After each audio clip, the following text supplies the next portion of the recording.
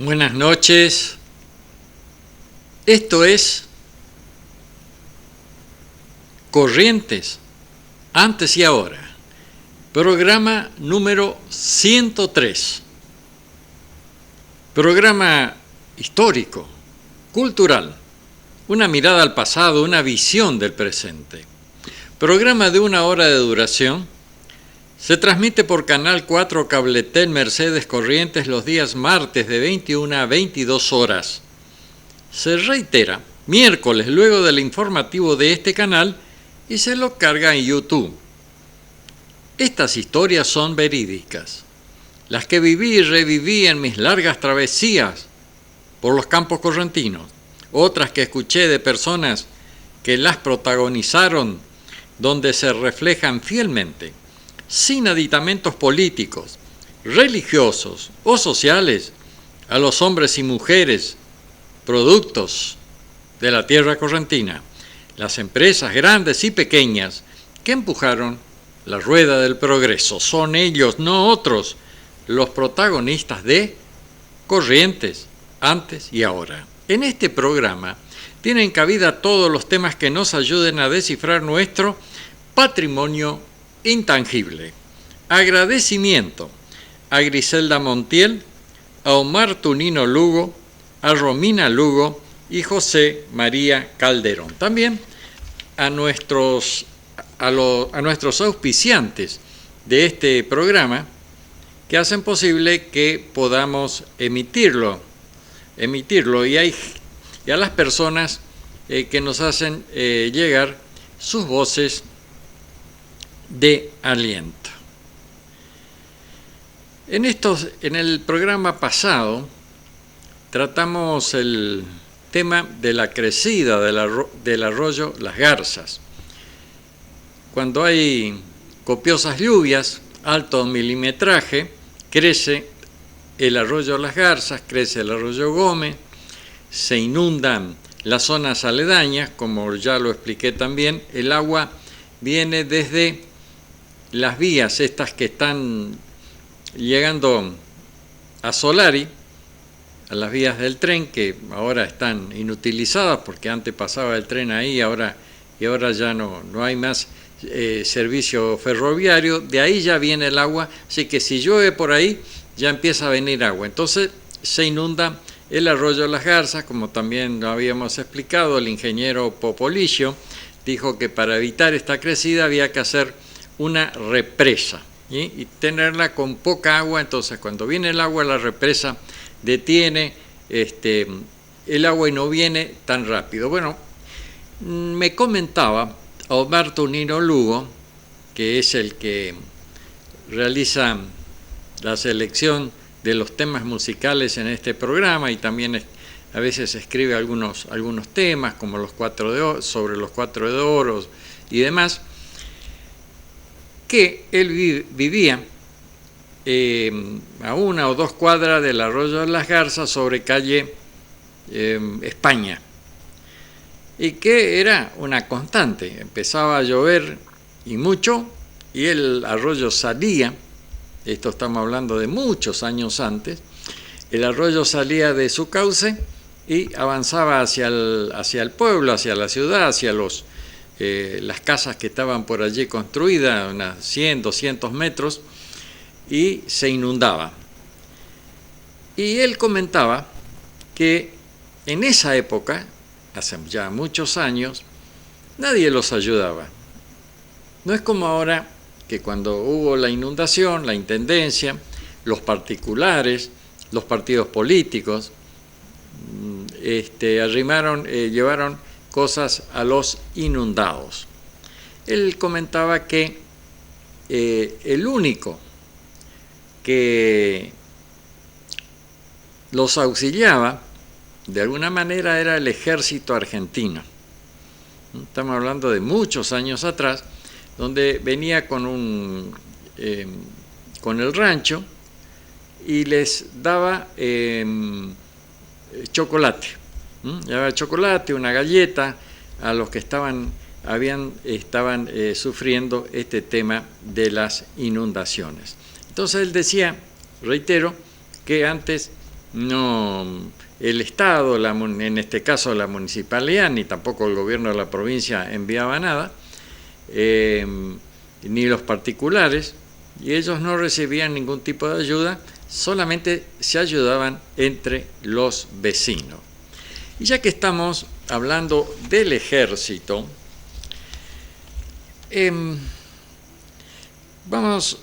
tengo acá una de la historia de cómo en Mercedes se instaló el ejército argentino. Yo hice algo más detallado, el ingeniero Pérego, y dice que cuando el grupo se dirigía al campo de maniobras, el convoy ferroviario se detuvo en esta y el intendente de entonces, el doctor Roberto Ábalos Billingun, se reúne con el jefe y oficiales en el Palacio Municipal ofreciendo un brindis por el inminente traslado.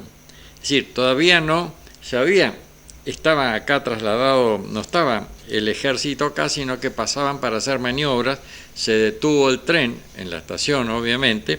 Bueno, allí fue el doctor Roberto Ábalos Billingun, los invitó, se reunieron con los jefes y oficiales en el Palacio Municipal, ofreciendo un brindis por el inminente traslado. Ya se sabía que en algún momento iba a venir el ejército a instalarse en la ciudad de Mercedes. Y esto que estoy relatando ocurrió el día 8 de octubre de 1938, con el objeto de agasajar la radicación de esta unidad del ejército. Conformó una comisión de recepción, la que fue presidida, esta comisión, por el doctor Manuel Bejarano. El domingo 30 de octubre de 1938, el convoy militar hace su arribo a la estación local, siendo recibido por el pueblo en pleno. En el Parque Mitre, el doctor Bejarano les da una bienvenida con un emotivo discurso, siendo agradecido este discurso por el jefe del mismo, el teniente coronel Horacio Carranza. Finalizado el acto del grupo, en pleno comienzo del desfile a caballo por la avenida Madariaga y luego por la calle San Martín, encabezado el mismo por el teniente coronel don Horacio Carranza y el segundo jefe, don Ernesto Eguía. Los efectivos desfilaron de oeste a este para dirigirse a sus cuarteles provisorios que se hallaban en las instalaciones del predio de la Sociedad Rural. Y a la noche, en el Club Social, se realizó un agasajo a los oficiales con la presencia de las más granado de nuestra sociedad, incluido un vermut danzante. A partir de las 20 horas, el baile fue amenizado por la orquesta del joven Tresens, la cual tenía mucho éxito por esa época. El Club Social era, digamos, el lugar donde se realizaban las reuniones, los bailes de más alto nivel. El casino de oficiales y las oficinas administrativas estaban en la calle Juan Pujol 561, la casa de la familia Dreyer, siendo luego trasladado a la casa de la familia Col, San Martín y Sarmiento, donde estuvo la oficina de aguas de corriente. El jefe del regimiento, teniente coronel, don Horacio Carranza, habitó con su familia en la casa cita en la calle Belgrano, en donde estuvo posteriormente la joyería Robaina, mientras que el segundo jefe, el mayor Eguía, habitó la casa que era de la familia de Luis Sibecki. El regimiento permaneció en las instalaciones de la Sociedad Rural por 8 años. En el año 1942 es disuelto, creándose sobre la base de sus efectivos el regimiento número 3 de artillería a caballo, el cual fue trasladado en el año 1945 a Villaguay, Entre Ríos. La instalación de dicha unidad militar tuvo en nuestra ciudad un gran impacto, tanto desde el punto de vista social como asimismo comercial. Súbitamente, la población del pueblo, cercano a 20.000 habitantes, se incrementó en alrededor de un 5%. Asimismo, hubo una gran demanda habitacional, como no podía ser de otra manera, cosa que el pueblo no estaba preparado, y surgieron numerosas quejas relativas al aumento de los alquileres de la época, de las pocas casas ofrecidas, como asimismo la aparición de numerosos hospedajes, otro sector muy beneficiado por el comercio local. Y a partir de 1944 comienza una fuerte concentración de efectivos en nuestra ciudad. Así, en 1944 se instala el Regimiento 7 de Comunicaciones, en 1945 el Regimiento 7 de Artillería Pesada, y en el año 1945 era jefe de la guarnición militar el teniente coronel Maldonado. Y también en esa época, en 1944, comienzan las construcciones de los cuarteles y los barrios militares. Bueno, esta construcción de los barrios militares, estaba el señor Taitela, Martín Getzeman estuvo en esas construcciones, algo, no sé, en carácter de qué. Bueno, como lo estaba comentando, había una gran unidad entre militares y civiles. Estaban integrados a la sociedad, a la sociedad civil, al punto que sus jefes militares no vivían en los barrios militares, obviamente no había todavía en ese entonces, sino en casas que estaban dentro del entonces pueblo. Había una gran confraternidad, a veces habían en los bailes y demás, solían haber peleas entre jóvenes militares y civiles, pero eran simplemente eso. Había un régimen de custodia militar al pueblo, donde estaba el rondín. Yo lo comenté en varias oportunidades, sé que eran unos 20 oficiales, suboficiales y soldados que andaban al trote y al galope dentro de la ciudad. Cuando se instaló ya el regimiento de artillería, que había como, no sé, 1000 hombres, y era fundamentalmente para controlar a los soldados conscriptos cuando salían de Franco. Entonces sentaba el rondín, y bueno, andaban al trote y a veces al galope por las calles para controlar que no existan algún tipo de desorden. Y obviamente que había una gran seguridad entonces, se dejaban las puertas abiertas, las ventanas, los autos, los pocos autos que habían con llave y demás, porque nadie en ese entonces tocaba nada.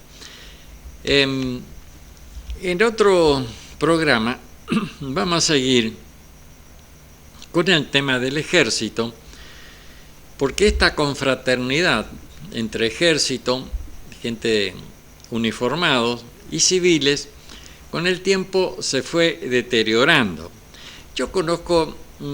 Mi papá era militar, él vino con este regimiento, se casó con mi mamá, después nos lo trasladaron a Rosario del Tala, Entre Ríos, una gran unidad militar de material pesado. Vivíamos en una casa del barrio militar, la casa número 1, y yo muy chico, porque cuando fui ahí tenía unos 2 años, así que era muy chico, me iba al regimiento, entraba prácticamente en la mayoría donde estaba el teniente coronel Samamé, me acuerdo perfectamente de su nombre, incluso de su cara, gente muy afable, su oficial Blanchet, que tenía a cargo unos enormes camiones, y me llevaba los días sábados, los sacaba a dar vuelta ahí por el regimiento porque no lo tenía, para no tenerlo parado, salía a dar una vuelta y me llevaba a mí. Incluso cuando vinieron los tanques de guerra, los Crusaders me llevaron, yo vine en uno de ellos. Y el militar era un sinónimo de muy buena conducta, eran personas muy respetadas. Bueno, todo esto, esta relación, bueno, ahí lo decía Omar Lugo, que era el ejército que los atendía a ellos cuando tenían el problema de las inundaciones. Bueno, esta relación con los civiles después se fue tensando un poco por algunos acontecimientos desgraciados que tuvo el país. En el próximo programa voy a ir también contando, relatando y analizando qué nos pasó que las Fuerzas Armadas antes estaban tan integradas y de repente con el tiempo esta relación se fue deteriorando, al punto que acá cuando trasladaron el RI-12, hay mucha gente que dijo, pero qué suerte que se vayan estos, y yo le decía, pero vos sabés lo que le va a pasar a la ciudad, que hay acá mil personas que consumen que todo tipo de cosas, y ya esto lo que va a sufrir el comercio. Pero bueno, esto lo vamos a hablar entonces el próximo programa. Violencia de género. En algún momento va a venir Margarita López Rivadeneira, quien ya era ex jueza de nuestra ciudad y ahora hace tiempo ya se jubiló. Yo estuve hablando con ella, va a venir al programa a hablar sobre violencia de género. Acá tengo la ley de protección integral a las mujeres. La violencia de género es algo que debería ser tratada, hablada, explicada en forma permanente en las escuelas, desde los chicos, muy chicos, incluso que vayan sabiendo, que vayan enterándose de qué es esto, qué es la violencia de género, que se llegan al límite de las mujeres que van siendo asesinadas de la peor manera por sus maridos, por sus parejas o exparejas, llegando al femicidio que se produce prácticamente a diario. Nos enteramos, y hay otros que no nos enteramos, de la cantidad de mujeres que han sido víctimas de sus maridos, esposos, parejas o como se llame. Y entonces el gobierno sancionó la ley de protección integral a las mujeres. Esto es, mire, es un cuadernillo muy largo, y donde están los artículos, y dice que el objeto de la presente ley tiene por objeto promover y garantizar la eliminación de la discriminación entre mujeres y varones en todos los órdenes de la vida, el derecho de las mujeres a vivir una vida sin violencia, las condiciones aptas para sensibilizar y prevenir, sancionar y erradicar la discriminación y la violencia contra las mujeres en cualquiera de sus manifestaciones y ámbitos. Las condiciones, entonces, el desarrollo de las políticas públicas de carácter institucional sobre la violencia contra las mujeres, la remoción de patrones socioculturales que promueven y sostienen la desigualdad de género y las relaciones de poder sobre las mujeres, el acceso a la justicia de las mujeres que padecen violencia, la asistencia integral a las mujeres que padecen violencias en las áreas estatales y privadas, que realicen actividades programáticas destinadas a las mujeres y en los servicios especializados de violencia.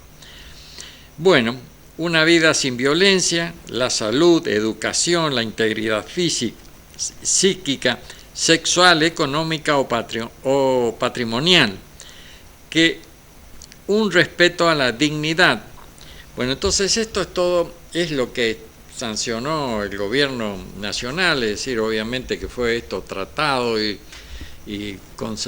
en la Cámara de Diputados, en la Cámara de Senadores, se presentaron algunos proyectos y hay capítulos relacionados a políticas públicas, organismo competente.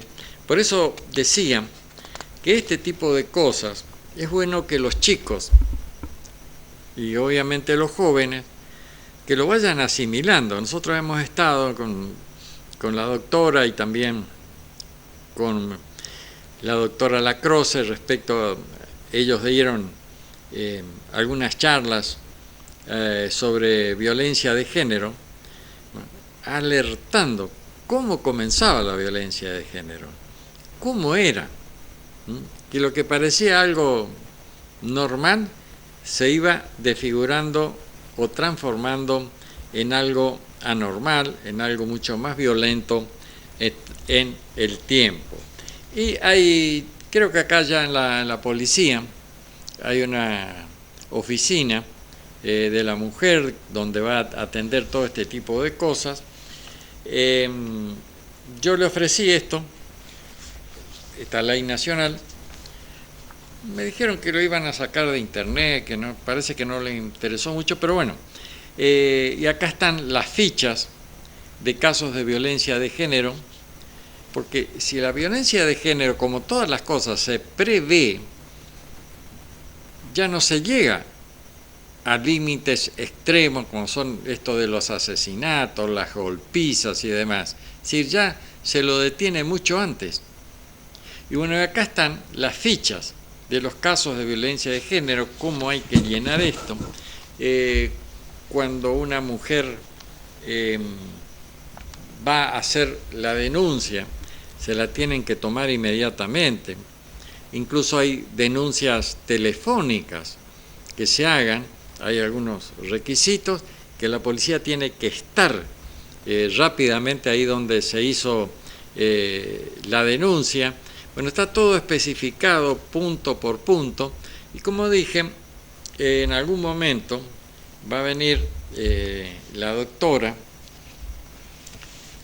López Rivadeneira a darnos una clase, una charla para informar cómo hay que proceder, también alertando, bueno, todo lo que corresponde a ese tipo de cosas. Es un flagelo esto de la violencia de género que no se detiene, porque en la medida que las mujeres hicieron nunca más, ni una más, parece que dijeron no ni una más, sino una más, porque todos los días publican en las pantallas de televisión, los diarios, en los medios digitales, que ha sido asesinada de la peor manera una mujer.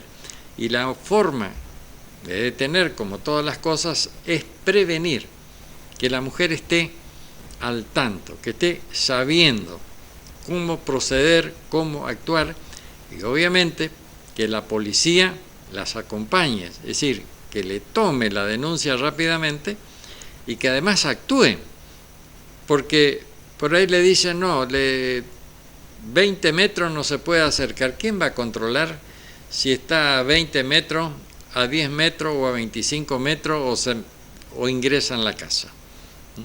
Entonces, habría que tomar, y seguramente que ya los gobiernos, los diputados, la gente que está en esto, pensarán formas más eficaces para prevenir este flagelo.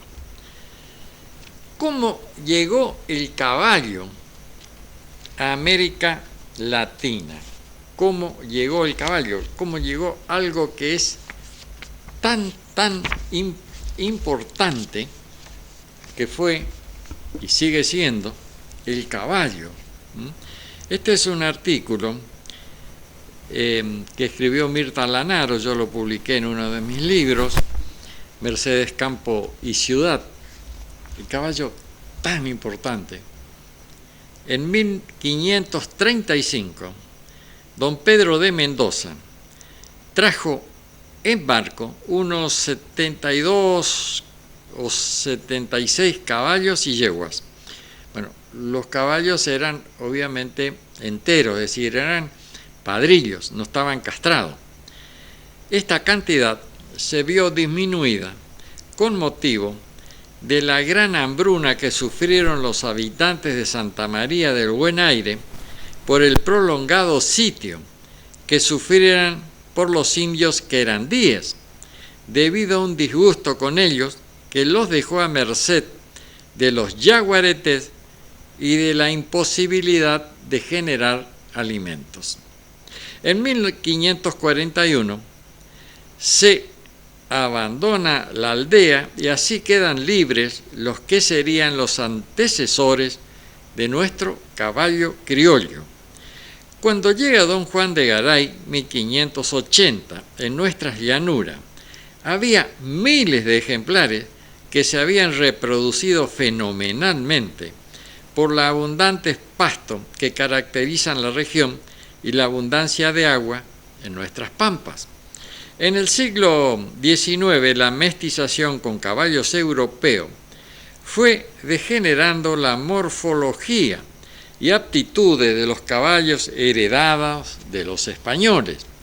Fue don Felipe Solanet, un veterinario amante de los caballos, quien junto a su esposa, doña Emilia Tevin, funda en 1880 la estancia del Cardal en los Pagos de Ayacucho, en la provincia de Buenos Aires, quienes tuvieron un objetivo claro: salvar nuestra raza de caballos criollos y fomentar su cría. En 1911 trae a la provincia de Chubut un lote de padrillos y yeguas indígenas de las madres criollas, pertenecientes a los indios de la torre de las tribus tehuelches de Liempichum. Sabemos que unos años después, dos caballos, el Cardal, Gato y Mancha, llegaron a Nueva York montados por el suizo totalmente agauchado Aimé Félix Techeflin. Partieron el 28 de abril de 1925 y llegaron a destino en septiembre de 1928. Recorrieron 4.300 leguas, es decir, 21.500 kilómetros, en 504 etapas, 8 leguas y media por día, 42 kilómetros, llegando a los 5.900 metros sobre el nivel del mar en Bolivia. Los sementales traídos por el rico hombre don Pedro de Mendoza no es de extrañar que hubieran sido de una raza andaluza, cruzados anteriormente con caballos de la raza de una raza africana. Otras expediciones introdujeron estos animales a distintas regiones. En 1541, Álvarez Núñez, Cabeza de Vaca, transporta 30 caballos desde la costa de Brasil hasta Asunción y posiblemente algunos garañones, asno, que sirven para la reproducción que engendraron las primeras mulas. En 1542, Diego Rojas introduce los primeros caballos en la región noreste. En 1550, Núñez del Prado, y 1536, Aguirre. En 1973, Juan de Garay.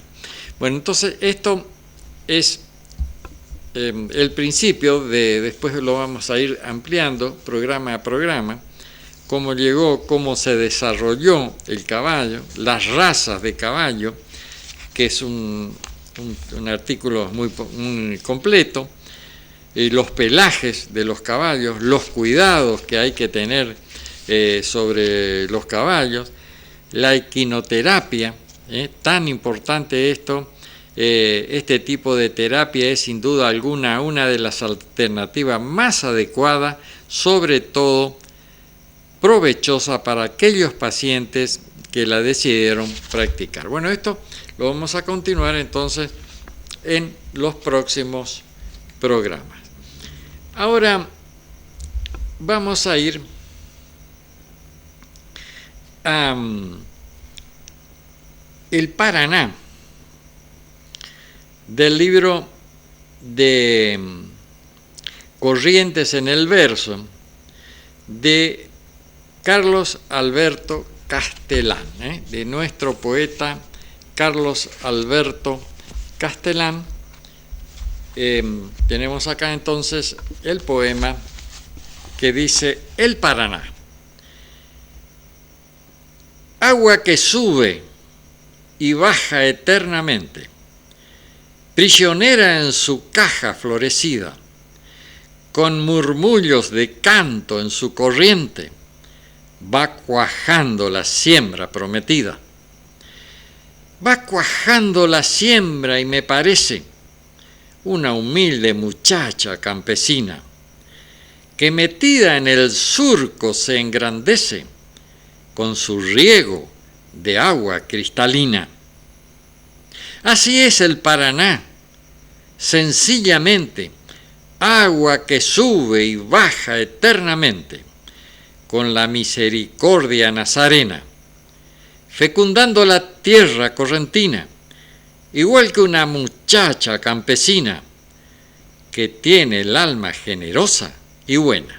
Entonces, el Paraná, esto de Carlos Alberto Castellán, que está en su libro Corrientes y el Verso. Y el chamamé no podía ser otro, luego de haber leído esto, Río Paraná, por Jorge Román Gómez, y el acordeón Desiderio Martínez.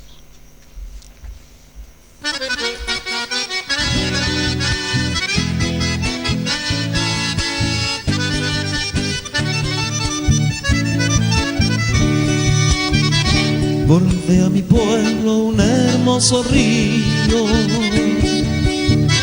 en parte sereno y en parte bravío. Él besa las playas dejando recuerdos, llevando navíos. Sendero de agua, testigo del tiempo, que acuna en sus brazos a bajo correntino, y a los guricitos traviesos que juegan contigo.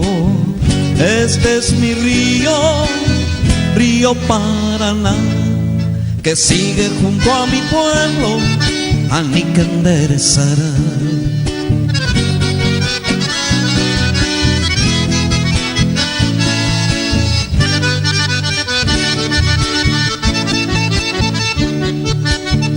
Sos río de vida, sentir del poeta,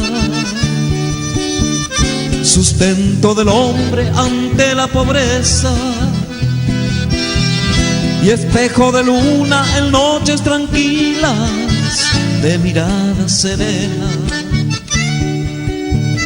Como vena abierta cruzas por mi tierra, y me llega al alma tu naturaleza. Sos llara del tiempo, un grito en silencio, bordeas mi tierra. Este es mi río, río Paraná, que sigue junto a mi pueblo, a mí que enderezará, a mí que enderezará, a mí que enderezará.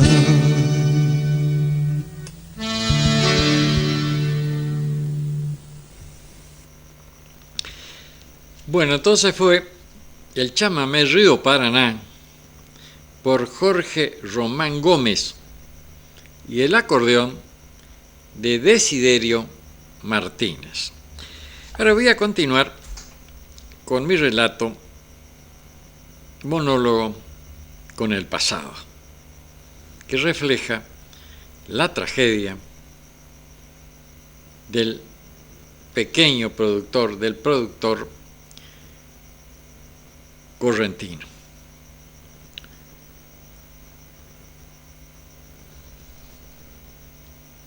Y decía este hombre que con quien yo estuve dialogando, y está en este libro,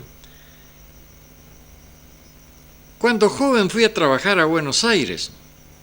Fuimos 5. Trabajamos en vía y obra.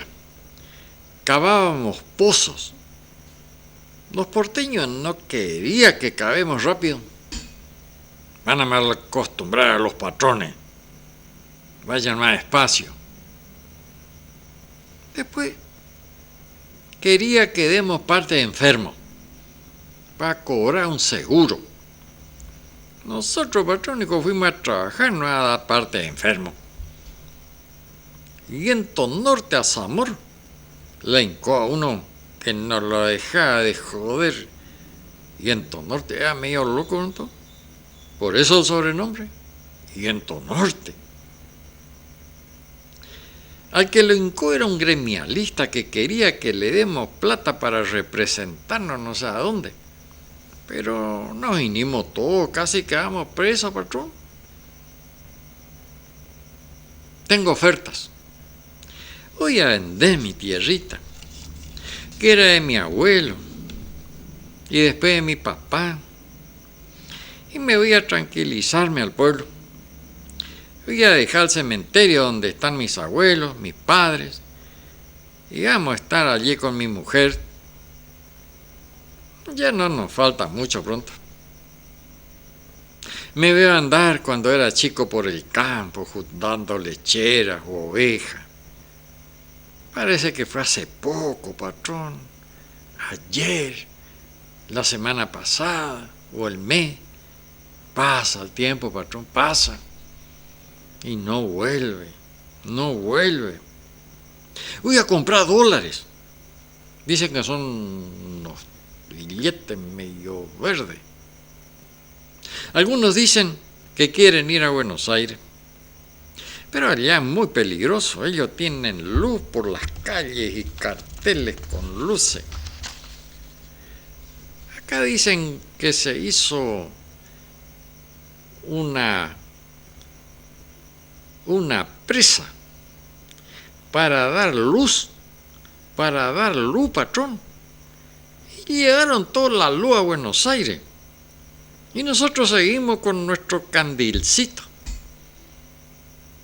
Pero es peligroso Buenos Aires, para nosotros, que nos criamos por acá. Meta salto. Y la policía nos hace pronto caso. Si golpean a un ladrón, va presa la policía. ¿Pero dónde se dio eso, patrón? Acá la policía te corta a palo y tenés que callarte nomás, porque te van a pegar más. El comisario Tarditi ese, entra un preso y le pela la cabeza, patrón. Bueno, usted le habrá visto ahí que andan barriendo la cabeza blanca. No, y escóndela. Y alguno que tiene unos tacos altos y le corta todo con un hacha al taco. Tienen vergüenza. Además, después peor, no quieren más entrar en la policía. Se cuidan. ¿Usted te recuerda, patrón, a Chilí Monzón? Ese que fumaba cigarro y escupía cada pitada. Con él una vez fuimos a su casa para pedirle un paso por el potrero La Esperanza y usted nos hizo pasar al escritorio y Chilí le escupía todito al piso. Sí, lo recuerdo. Dije con nostalgia, el tiempo pasó, como vos decís, y muy rápido. Tiene varios hijos, pero muy buenos muchachos. Se fueron a Buenos Aires y no pasó mucho tiempo y vinieron con una camioneta grande, lustrosa. con un gordollejo medio care que quería comprar animal y darle de comer en un corral forraje que iba a traer en un camión. Tan loco, patrón. Con todo el campo que hay, ¿para qué darle forraje? El campo bañado se engorda sin darle nada al pasto. El bañado muy engordador y peor cuando tiene poca agua. Bueno, usted ni sabe eso también, patrón. Compraron una hacienda. Querían ser arandul, rengucho. El camión no pudo llegar por el camino. ¿Qué tal que llegó grande de más? Al tiempo nos enteramos que los hijos de Chilí cayeron presos por vender drogas. No sé, que uno ni apareció con una moto, tenía unos aros y unos anillos en la nariz, parecía un toro de cabaña, patrón. Era cantor de cumbia, Nico dice. ¿Y qué pa' eso de cantor, patrón? ¿Qué te produce el cantor? Ellos llenos de plata y nosotros por Yahoo, que somos los que trabajamos y producimos. Si vos dijiste, este chico habrá andado con las drogas, debe ser, pero ahorita le han alargado de preso, tiene plata, ya está en saco grueso, patrón. Nosotros los por Yahoo si caemos presos para largarte, dan como vuelta. Yo caí preso por una pelea el día de los finales, arrancaron las cruces. Las cruces las arrancaron para pegarse, patrón. La pelea fue por causa de Chicotito. Cuando llegó Braulio le dijo, ¡ay, llega bichito ráculo! Se enojó Braulio y empezó la pelea. Bueno, esta es entonces otra de las partes de monólogo con el pasado. Ahora voy a ir a la leyenda del camalotal. Dicen que antes, en el río Paraná, no existían los camalotes, que la tierra era tierra, el agua, agua, y las islas, islas. Antes, cuando no habían llegado los españoles, y en las orillas del río vivían los guaraníes, fue en 1526 cuando los hombres de Diego García remontaron lentamente, primero el Mar Dulce y después el Paraná, pardo e inquieto como un animal salvaje al borde de una carabela y un patache. El jefe llegaba como gobernador del río de Solís, pero al llegar a las desembocadura del Carcarañá se encontró con que el cargo ya estaba ocupado por otro marino al servicio de España, Sebastián Gaboto. Durante días discutieron los comandantes en el fuerte Santi Espíritu, mientras las tropas aprovechaban el entredicho para acostumbrar de nuevo el cuerpo a la tierra firme y recuperar algunas alegrías. Exploraron los alrededores y aprovecharon la hospitalidad guaraní. Así fue que una joven india se enamoró de un soldado de García. Durante el verano, mientras García y Gaboto abandonaron el fuerte rumbo al interior, ellos se amaron. Que uno no comprendiera el idioma del otro no fue obstáculo, más bien contribuyó al amor, porque todo era risa y deseo. Nadaron juntos en el río, ella le enseñó la selva y él el bergantín anclado en la costa.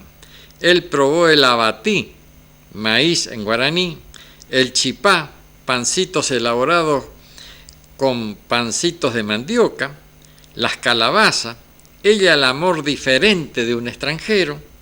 Mientras tanto, las relaciones entre los españoles y los guaraníes se iban desbarrancando. Los indios lo habían previsto, los habían ayudado a cargar los barcos y habían trabajado para ellos en la fragua, todo a cambio de hachas de hierro y alguna que otras piezas. Pero los blancos no demostraron saber cumplir los pactos y humillaron con malos tratos a quien los habían ayudado a sobrevivir. Hasta que los indios se cansaron de tener huéspedes tan soberbios y una noche incendiaron el fuerte. Los pocos españoles que se sobrevivieron se refugiaron en los barcos donde esperarían el regreso de Gaboto y García. Después del incendio, el amor entre el soldado y la india se volvió más difícil, más complicado, más escondido y más triste. Todos los días en sus citas secretas ella intentaba retenerlo con sus caricias y sus regalos y, sin embargo, no conseguía más que pulir su recelo. Hasta que llegaron los jefes. Se encontraron con la tierra arrasada y decidieron volver a España por donde habían venido. La semana de los preparativos fueron muy tristes para la muchacha guaraní, que andaba todo el día a la orilla medio oculta entre los sauces esperando ver a su amante, aunque sea un momento. Y como no hubo despedida, la partida en cierto modo la tomó de sorpresa. Una mañana apenas nublada, cuando llegó hasta el río y vio que los barcos se alejaban, los miró enfilar hacia el canal profundo y luego navegar, siempre hacia abajo, con sus mástiles enhiestos y sus estandartes al viento. Después de un rato, ya eran tan chiquitos que parecía imposible que se llevaran tanto y enseguida el primer recodo se los tragó. Durante días y días la india lloró sola el abandono.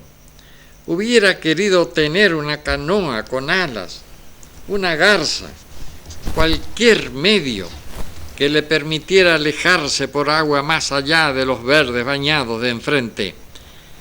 Llegar allí, donde le habían contado que el Paraná se hace tan ancho y tan profundo, para seguir la estela de los barcos y acompañar al culpable de sus penas.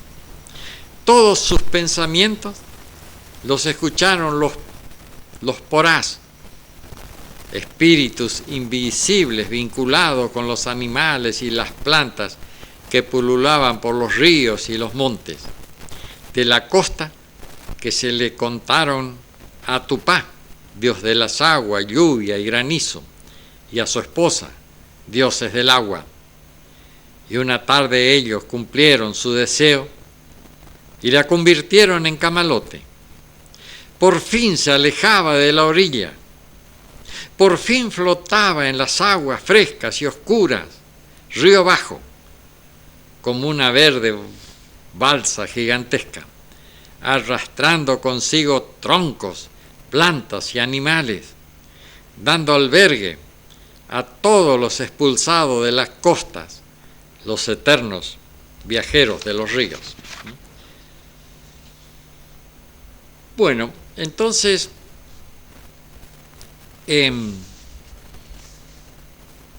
esto fue la leyenda, el camalotal, que decían acá la leyenda que antes no había camalotes y causa del amor de esta india que quiso seguir a su amante, a su amado, mejor dicho, fue que la convirtieron en camalotes.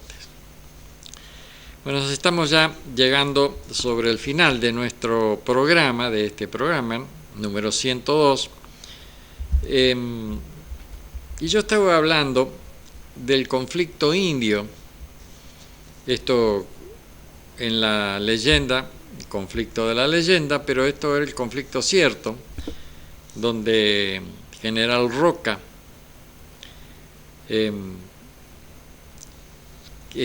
que fue quien permitió que Argentina tuviera la Patagonia, si no se la quedaban los chilenos.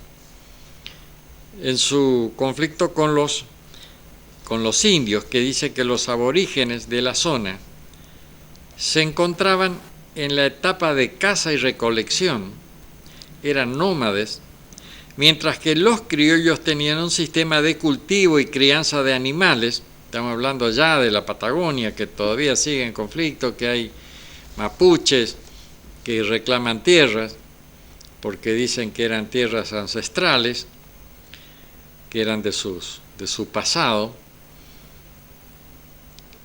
Bueno, entonces mientras que los criollos tenían un sistema de cultivo y crianza de animales, eran sedentarios, esta diferencia de modos de vida generaba el mayor conflicto. Los indios, al ver las vacas, ovejas y gallos en los corrales, los robaban.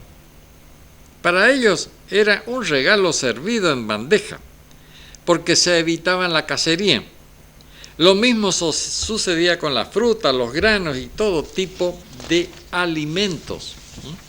A los indios les resultaba más práctico, más barato, más económico robar. Entre 1820 y 1870 los aborígenes robaron 11 millones de cabezas de ganado. 11 millones de cabezas de ganado. Estos son los indios que reclaman, que dicen que las tierras son de ellos, ¿no?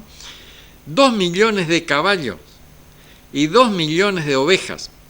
Asesinaron o capturaron a 50.000 personas y robaron bienes por valor de 20 millones de pesos. Obviamente, 20 millones de aquella época, no sé cuántos son ahora.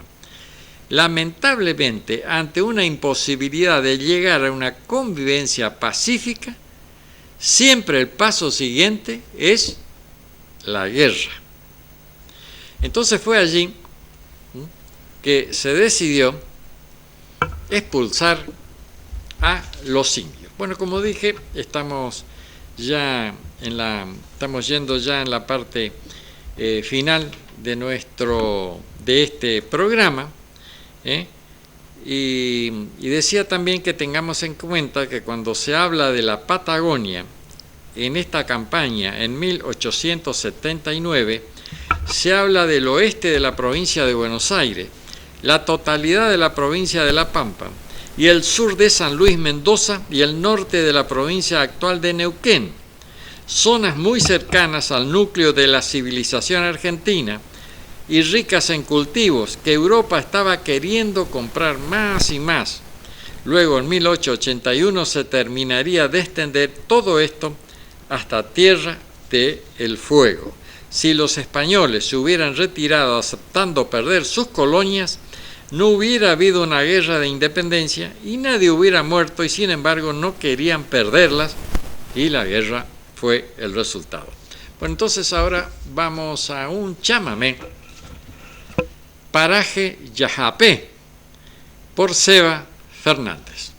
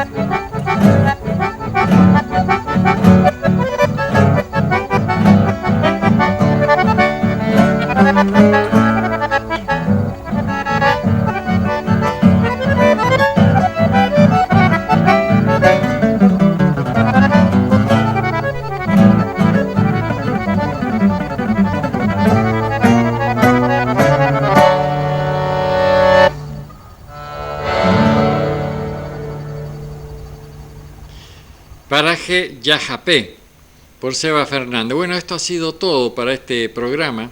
Si el destino así lo permite, el próximo martes, a partir de la hora 21, estaremos nuevamente con un programa de similares características, recordando que mañana miércoles, a partir de la hora 14, este programa va a ser reiterado y lo vamos también a cargar en YouTube para que quede como un archivo. Tengan ustedes muy buenas noches y muchas gracias.